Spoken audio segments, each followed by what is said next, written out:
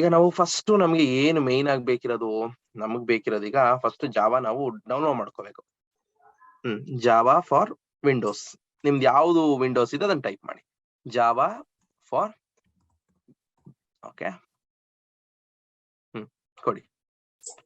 So ಇದು open ಮಾಡಿದಾಗ first ಒಂದಕ್ಕೆ ಹೋಗ್ಬಾರ್ದು, ಯಾವತ್ತೂ ಕೂಡ ಫಸ್ಟ್ ಒಂದು ಯಾವ್ದು ಹೋಗ್ಬಾರ್ದು, ಯಾಕಂದ್ರೆ ಅದು ಸ್ವಲ್ಪ ಕಾಂಪ್ಲೀಟ್ ಆಗಿರುತ್ತೆ. ಸ್ವಲ್ಪ ಕೆಳಗ್ ಬನ್ನಿ, ಹಂಗೆ ರಮೇಶ್, ಇನ್ನು ಕೆಳಗ್ ಬನ್ನಿ. ಇಲ್ಲಿ ನೋಡಿ, ಈ ಒರಾಕಲ್ ಅಂತ ಇದೆಯಲ್ಲ ನೋಡಿ, ಇದ್ರ ಮೇಲೆ ಕ್ಲಿಕ್ ಮಾಡಿ. ಎಲ್ಲರೂ ಇಂದು ಬ್ಯಾಕ್ ಗ್ರೌಂಡ್ ಅಲ್ಲಿ ಮಾಡ್ಕೋಬೇಕು, ಯಾರು ಕೂಡ ಮರಿಬಾರ್ದು. ಟೂಲ್ ಇನ್ಸ್ಟಾಲೇಷನ್ಸ್ ತುಂಬಾ ಮುಖ್ಯ, ಎಲ್ಲರಿಗೂ ಗೊತ್ತಾಗ್ಬೇಕು. ಓಕೆನಾ? ಇದು ಬಂದ ಮೇಲೆ ಡೌನ್ ಬನ್ನಿ, ಹಂಗೆ ರಮೇಶ್, ಕೆಳಗ್ ಬರ್ತಾ ಬನ್ನಿ. ಇಲ್ಲಿ ನೋಡ್ಬೋದು, ಸ್ಟಾಪ್ ಮಾಡಿ. ಇಲ್ಲಿ ನೋಡಿ, ನಮ್ಗೆ ಇಲ್ಲಿ ಲಿನೆಕ್ಸ್, ಮ್ಯಾಕ್ ಓಎಸ್, ವಿಂಡೋಸ್ ಅಂತ 3 ಇದೆ.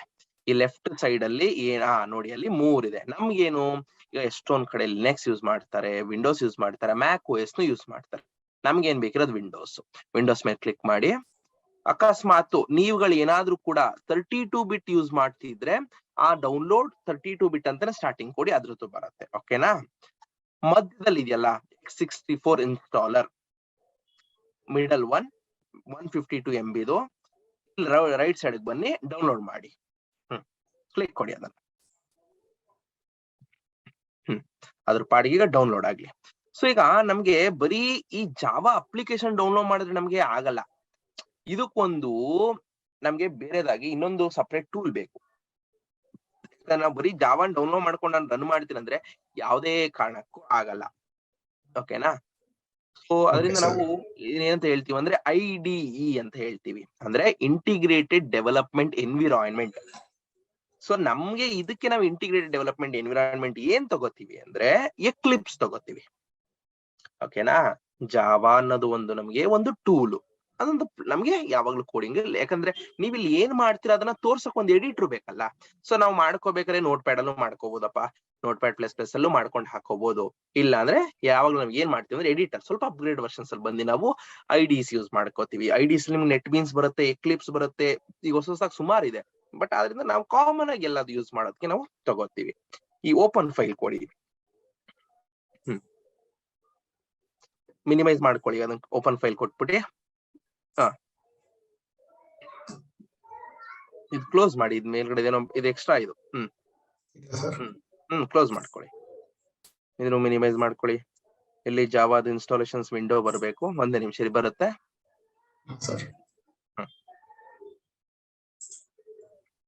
ಓಕೆ, ಮಿನಿಮೈಸೇಷನ್ ವಿಂಡೋಸ್ ಬರ್ತಿದ್ಯಾ? ಒಂದ್ ನಿಮಿಷ, ಬಫರಿಂಗ್ ಅಲ್ಲಿ ಇದೆ, ಆಗತ್ತೆ. ಇದ್ರ ಪಾಡಿಗೆ ಇದು ಬರ್ಲಿ ಅಪ್ಪ, ಇದು ಬರಕ್ ಸ್ವಲ್ಪ ಟೈಮ್ ತಗೊಳುತ್ತೆ ನೋಡಿ. ಓಕೆ, ನೆಕ್ಸ್ಟ್ ಕೊಡಿ. ಸೇಮ್ ಇದೆಲ್ಲ ನಿಮ್ಗೆ ಎಲ್ಲರಿಗೂ ಗೊತ್ತಿರುತ್ತೆ ಹೇಗೆ ಇನ್ಸ್ಟಾಲ್ ಮಾಡ್ಕೊಳ್ಳೋದು ಅಂತ. ಇದೊಂದು ಕಿಟ್ ಅಪ್ಪ, ಜಾವಾ ನೀವು ಕಿಟ್ ಯೂಸ್ ಮಾಡ್ಕೋತೀರಾ 64 ಬಿಟ್ಗೆ ಅಂತಾನೆ ಮೆನ್ಷನ್ ಮಾಡಿ ತಗೋತಾ ಇದೀರಾ. ಆದ್ರಿಂದ ಎಲ್ಲಾರು ಡೌನ್ಲೋಡ್ ಮಾಡ್ಕೋಬೇಕಾರೆ ಪ್ಲೀಸ್ ನಿಮ್ದು ಯಾವ್ದು 32 ಬಿಟ್ಟ, 7 ಬೇಕಾ, 8.1 ಬೇಕಾ, 10 ಬೇಕಾ ಮೆನ್ಷನ್ ಮಾಡ್ಕೊಳ್ಳಿ. ಇದಿಷ್ಟೇ, ಇನ್ಸ್ಟಾಲೇಷನ್ ಆಯ್ತು. ಓಕೆನಾ? ಸೊ ಇನ್ಸ್ಟಾಲೇಷನ್ ಮುಗೀತು. ಕ್ಲೋಸ್ ಮಾಡಿ. ಈಗ ನಾವು ಇದಕ್ಕಿಂತ ಮೊದಲು ಒಂದು ಕಾನ್ಫಿಗರೇಷನ್ ಇದೆ, ಅದನ್ನ ಹೇಳ್ಕೊಡ್ತೀನಿ. ಅದಕ್ಕಿಂತ ಮುಂಚೆ ಈಗ ನಿಮ್ಮಲ್ಲಿ ಎಷ್ಟೋ ಜನದ ಹತ್ರ ಸಿಸ್ಟಮ್ ಅಲ್ಲಿ ಜಾವಾ ಇರುತ್ತೆ, ಬಟ್ ನಿಮ್ಗೆ ಗೊತ್ತಿರಲ್ಲ. ಅದನ್ನ ತಿಳ್ಕೊಳಕ್ಕೆ ಅಂತ ಒಂದು ಕಮಾಂಡ್ ಇರುತ್ತೆ. ಕಮಾಂಡ್ ಪ್ರಾಂಪ್ಟ್ ಓಪನ್ ಮಾಡಿ ರಮೇಶ್.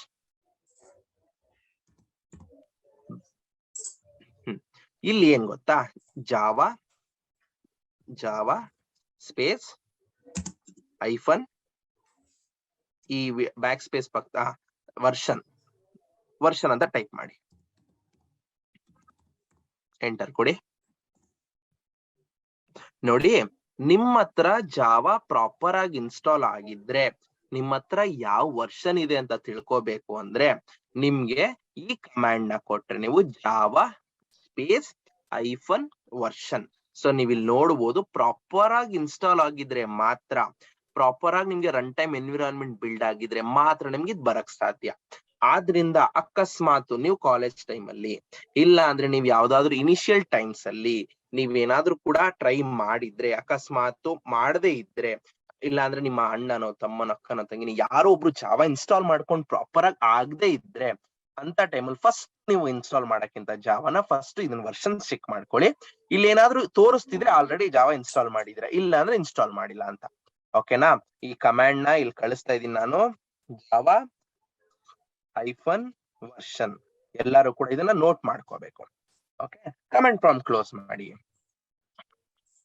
ಓಕೆ, ಇದು ಕ್ಲೋಸ್ ಆಯ್ತು. ಈ ಬ್ಯಾಕ್ ಎಂಡ್ ಅಲ್ಲಿ ಇದಕ್ಕೆ ನಮ್ಗೆ ಬೇರೆ ಕಾನ್ಫಿಗರ್ ಮಾಡಕ್ಕಿಂತ ಮುಂಚೆ ನಾವು ಒಂದೀಗ ನಮ್ಗೆ ಜಾವ ಎಲ್ಲಿರುತ್ತೆ ಅಂತ ಗೊತ್ತಾಗಬೇಕಲ್ವಾ? ಯಾಕಂದ್ರೆ ಕೆಲವೊಂದು ಸೋರ್ಸ್ ಪಾತ್ಗಳು ಬೇಕಿರುತ್ತೆ. ಯಾಕಂದ್ರೆ ಅದರಿಂದ ನಾವು ಫಸ್ಟ್ ಮಾಮೂಲಿ ದಿಸ್ PC ಗೆ ಹೋಗೋಣ. ಇದರಲ್ಲಿ ಸಿ ಫೋಲ್ಡರ್ ಹೋಗೋಣ. ನೋಡಿ, ಇದರಲ್ಲಿ 2 ಇರುತ್ತೆ, 86 ಪ್ರೋಗ್ರಾಮ್ ಫೈಲ್ಸ್. ನೀವು ಫಸ್ಟ್ ಹೋಗಿ ಸೊ ಇದರಲ್ಲಿ ನಿಮ್ಗೆ ಜಾವಾ ಅಂತ ಫೋಲ್ಡರ್ ತೋರಿಸ್ತಿದೆ. JDK ಓಪನ್ ಮಾಡಿ, ಬಿನ್ ಓಪನ್ ಮಾಡಿ. ನೋಡಿ, ನಿಮ್ಗೆ ಇಲ್ಲಿ ಬೇಕಾಗಿರೋ ಎಲ್ಲಾ ತರ ಜಾವಾ ಇನ್ಕ್ಲೂಡೆಡ್ ಫೈಲ್ಸ್ ಇಲ್ಲಿ ಬಂದಿರುತ್ತೆ ಅಪ್ಪ. ಓಕೆನಾ? ನೀವು ಒಂದು ಟೈಮ್ ಪ್ರಾಪರ್ ಆಗಿ ಓಪನ್ ಮಾಡಿ ನೋಡಿದ್ರೆ ನಿಮ್ಗೆ ಎಲ್ಲಿದೆ ನನ್ ಜಾವಾ ಇದು ಅಂತ ಗೊತ್ತಾಗತ್ತೆ. ಓಕೆ, ಈಗ ನಮ್ಗೆ ಜಾವಾ ಇಲ್ಲಿದೆ, ನಮ್ಗೆ ಎನ್ವಿರಾನ್ಮೆಂಟ್ ಗೆ ಅದಕ್ಕೆ ಅಂತ ಒಂದು ಪಾತ್ ಕೊಡ್ಬೇಕು. ಜಾವಾ ಇಲ್ಲಿದೆ ಅಂತ ನಮಗ್ ಗೊತ್ತಿರುತ್ತೆ, ಬಟ್ ಸಿಸ್ಟಮ್ ಗೊತ್ತಿರ್ಬೇಕಲ್ವಾ? ಅದಕ್ಕೆ ನಾವ್ ಏನ್ ಮಾಡೋಣ ಅಂದ್ರೆ ಎನ್ವಿರಾನ್ಮೆಂಟ್ ಪಾತ್ ನ ಸೆಟ್ ಮಾಡೋಣ. ಎನ್ವಿರಾನ್ಮೆಂಟ್ ಪಾತ್ ಅಂದ್ರೆ ತುಂಬಾ ಕನ್ಫ್ಯೂಸ್ ಆಗ್ಬೇಡಿ. ಏನಂದ್ರೆ ಸಿಸ್ಟಮ್ ಹೇಳ್ಕೊಡ್ತಾ ಇದೀವಿ, ನೋಡಪ್ಪ ಇಲ್ಲಿದೆ ನನ್ ಜಾವಾ. ಯಾಕಂದ್ರೆ ಎಕ್ಲಿಪ್ಸ್ ಕರ್ಕೊ ಬರ್ತೀವಲ್ಲ ನಾವು, ಅದಕ್ಕೆ ಹೇಳ್ಕೊಡ್ಬೇಕಲ್ವಾ? ಆದ್ರಿಂದ ಏನ್ ಮಾಡಿ ಅಂದ್ರೆ ಇದ್ರದ್ದು ಪಾತ್ ನ ಕಾಪಿ ಮಾಡ್ಕೊಳ್ಳಿ ರಮೇಶ್.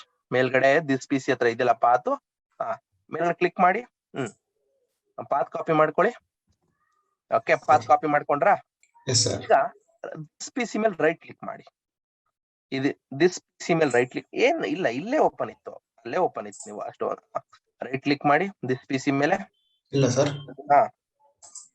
ಪ್ರಾಪರ್ಟೀಸ್ ಹೋಗಿ, ಯಾರಾದ್ರೂ ಬರೀ ನೋಡ್ಕೊತಿದ್ರೆ ತಲೆ ಕೆಡ್ಸ್ಕೋಬೇಡಿ, ನಾನು ಈಚ್ ಅಂಡ್ ಎವ್ರಿ ಸ್ಟೆಪ್ ನ ಬರ್ಸ್ತೀನಿ ಪುನಃ, ಯಾರು ಕನ್ಫ್ಯೂಸ್ ಆಗ್ಬಿಡಿ. ಓಕೆನಾ? ಇಲ್ಲಿ ಅಡ್ವಾನ್ಸ್ ಸಿಸ್ಟಮ್ ಸೆಟ್ಟಿಂಗ್ಸ್ ಹೋಗಿ, ಇಲ್ಲಿ ಹೋದ್ರ ನೋಡಿಪ್ಪ, ಇಲ್ಲಿ ಹಿಂಗ್ ಹೋದ್ಮೇಲೆ ಇಲ್ಲಿ ನಿಮ್ಗೆ ಕೆಳಗಡೆ ಎನ್ವಿರಾನ್ಮೆಂಟ್ ವೇರಿಯೇಬಲ್ಸ್ ಇದೆ. ಅದಕ್ಕಿಂತ ಹೋಗಕ್ಕಿಂತ ಮುಂಚೆ ಒಂದೇ ನಿಮಿಷ ರಮೇಶ್, ಕ್ಲೋಸ್ ಮಾಡಿ ಇದನ್ನ. ಕ್ಲೋಸ್ ಮಾಡಿ. ನೋಡಿ, ಎಷ್ಟೊಂದು ಸಿಸ್ಟಮ್ ಅಲ್ಲಿ ರೈಟ್ ಸೈಡ್ ಅಲ್ಲಿ ಅಡ್ವಾನ್ಸ್ ಸಿಸ್ಟಮ್ ಸೆಟ್ಟಿಂಗ್ಸ್ ಅಂತ ಇರುತ್ತೆ, ಎಷ್ಟೊಂದು ನಿಮ್ಗೆ ಇದರಲ್ಲಿ ಲೆಫ್ಟ್ ಸೈಡ್ ಅಲ್ಲಿ ಇರುತ್ತೆ. ಕನ್ಫ್ಯೂಸ್ ಆಗಿ ಒದ್ದಾಡಬೇಡಿ. Okay, advance system settings click ಮಾಡಿ ರಮೇಶ್ ಈಗ. ಓಕೆ, ಈಗ ಎನ್ವಿರಾನ್ಮೆಂಟ್ ವೇರಿಯೇಬಲ್ಸ್ ಅಡ್ವಾನ್ಸ್ ಡೈರೆಕ್ಟ್ ಆಗಿ ಬರುತ್ತೆ. ಎನ್ವಿರಾನ್ಮೆಂಟ್ ವೇರಿಯೇಬಲ್ಸ್ ನೋಡಿ, ಇಲ್ಲಿ 2 ತರ ತೋರಿಸುತ್ತೆ. ಒಂದು ಯೂಸರ್ ಅಂತ ತೋರಿಸುತ್ತೆ, ಒಂದು ಸಿಸ್ಟಮ್. ಈ ಯೂಸರ್ದು ಏನು ಟಚ್ ಮಾಡಕ್ ಹೋಗ್ಬಿಡಿ, ಅದು ಆಟೋಮೆಟಿಕ್ ಆಗಿ ವೇರಿಯೇಬಲ್ಸ್ ನಿಮ್ಗೆ ಪಾಸ್ ಸೆಟ್ ಮಾಡಿರ್ತೀವಿ. ಈ ನಮ್ಗೆ ಕೆಳಗ್ ಬಂದ್ರೆ ಸಿಸ್ಟಮ್ ವೇರಿಯೇಬಲ್ಸ್ ಇದೆಯಲ್ಲ, ಇದ್ರಲ್ಲಿ ನೋಡಿ ನಮ್ಗೆ ಪಾತ್ ಅಂತ ಒಂದಿದೆ. ಪಾತ್ ಅಂತ ಇಲ್ಲೇನೆ ಪಾತ್ ಅಂತ ಇದೆ OS ಕೆಳಗಡೆ. ಅದ್ರ ಮೇಲೆ ಕ್ಲಿಕ್ ಮಾಡಿ, ಎಡಿಟ್ ಕೊಡಿ. ನೋಡಿ, ಈ ತರ ವಿಂಡೋ ಎಷ್ಟೊಂದ್ ಜನಕ್ಕೆ ಓಪನ್ ಆಗುತ್ತೆ, ಬಟ್ ಎಷ್ಟೊಂದ್ ಜನಕ್ಕೆ ಈ ತರ ವಿಂಡೋ ಓಪನ್ ಆಗಲ್ಲ. ಇದಕ್ಕಿಂತ ಮುಂಚೆ ಕ್ಲೋಸ್ ಮಾಡ್ಕೊಳ್ಳಿ ರಮೇಶ್ ಇದನ್ನ. ಈ ತರ ಓಪನ್ ಆಗ್ಲಿಲ್ಲ ಅಂದ್ರೆ ನಿಮ್ಗೆ ಏನಾದ್ರೂ ಕೂಡ ನ್ಯೂ ಕ್ಲಿಕ್ ಮಾಡಿ. ಈ ತರ ಬಂತು ಅಂದ್ರೆ ಕನ್ಫ್ಯೂಸ್ ಆಗ್ಬೇಡಿ, ಸರ್ ನನ್ಗೆ ಆ ತರ ವಿಂಡೋ ಬರ್ತಿಲ್ಲ ಅಂತ ಯಾರು ಕನ್ಫ್ಯೂಸ್ ಆಗ್ಬೇಡಿ. ಈ ತರ ಬಂತು ಅಂದ್ರೆ ಇಲ್ಲಿ ಜಸ್ಟ್ ವೇರಿಯೇಬಲ್ ನೇಮ್ ನ ಏನಿದೆ, ಈಗ ಸ್ಮಾಲ್ ಲೆಟರ್ ಪಾತ್ ಇದ್ರೆ ಬಿಗ್ ಲೆಟರ್ ಪಾತ್ ಅಂತ ಕೊಟ್ಬಿಟ್ಟು ಏನ್ ಕಾಪಿ ಮಾಡಿದ್ರ ವ್ಯಾಲ್ಯೂಗೆ ಬಂದು ಪೇಸ್ಟ್ ಮಾಡಿ. ಅಕಸ್ಮಾತ್ ನಾನು ಮುಂಚೆ ತೋರಿಸ್ದಂಗೆ ಬರಕ್ ಹೋಗ್ಲಿಲ್ಲ ಅಂದ್ರೆ ಮಾತ್ರ. ಓಕೆನಾ? ಕ್ಲೋಸ್ ಮಾಡಿ ಇದನ್ನ ರಮೇಶ್. ಈಗ ಪಾತ್ ಮೇಲೆ ಕ್ಲಿಕ್ ಮಾಡಿ ಎಡಿಟ್ ಕೊಡಿ. ಸೊ ಇಲ್ಲಿ ನಮ್ಗೆ ಏನಂದ್ರೆ ನ್ಯೂ ಅನ್ನೋದ್ರ ಮೇಲೆ ಕ್ಲಿಕ್ ಮಾಡಿ ರಮೇಶ್. ನ್ಯೂ ಮಾಡಿ. ಈಗ ಅಲ್ಲಿ ನೀವೇನ್ ಕಾಪಿ ಮಾಡ್ಕೊಂಡಿದ್ರ ಓಕೆ ಕೊಡಿ ಅಪ್ಪ. ಈಗ ಇಲ್ಲೂ ಓಕೆ ಕೊಡಿ. ನೋಡಿ, ಇಲ್ಲೂ ಓಕೆ ಕೊಡಿ. ನಾವ್ ಏನ್ ಮಾಡ್ತಾ ಇದೀವಿ ಅಂದ್ರೆ ಸಿಸ್ಟಮ್ ಹೇಳ್ತಾ ಇದೀವಿ ನಮ್ದು ಜಾವಾ ಪಾತು ಇಲ್ಲಿದೆ ಅಂತ. ನೀವ್ ಯಾವಾಗ್ಲೂ ಕೂಡ ಸ್ಟಾರ್ಟಿಂಗು ನೀವ್ ಎಲ್ಲೇ ಹೋದ್ರು ಕೂಡ ನೀವೊಂದ್ ಜಾವಾ ಇನ್ಸ್ಟಾಲ್ ಮಾಡ್ಕೊಂಡು ಒಂದು ID ಇನ್ಸ್ಟಾಲ್ ಮಾಡ್ಕೊಳಕ್ಕಿಂತ ಮುಂಚೆ ಪಾತ್ ಸ್ಪೆಸಿಫೈ ಮಾಡಿ, ಯಾಕಂದ್ರೆ ಅದು ಗೊತ್ತಾಗ್ಬೇಕು ಸಿಸ್ಟಮ್ಗೆ. ಓಕೆನಾ? ಯಾರು ಬರೀ ನೋಡ್ಕೋತಿದ್ರೆ ಕನ್ಫ್ಯೂಸ್ ಆಗ್ಬೇಡಿ, ಪದೇ ಪದೇ ಹೇಳ್ತಾ ಇದೀನಿ, ಹೇಳ್ಕೊಡ್ತೀನಿ ಪುನಃ. ಓಕೆ, ಕ್ಲೋಸ್ ಮಾಡಿ ರಮೇಶ್. ಈಗ ಇದಾಯ್ತಪ್ಪ. ನಮ್ಗೀಗ ನೆಕ್ಸ್ಟ್ ಏನ್ ಬೇಕು? ನಮ್ಗೆ ಬೇಕಲ್ವಾ? ಎಕ್ಲಿಪ್ಸ್ ಮೇನ್ ಅದೊಂದು ID. ಇದು ನಮ್ಗೆ ಜಾವಾ ಒಂದು ಟೂಲ್ ಆದ್ರೆ ನಮ್ಗೆ ಎಕ್ಲಿಪ್ಸ್ ಎಡಿಟರ್ ಫ್ರಂಟ್ ಫೇಸ್ ತರ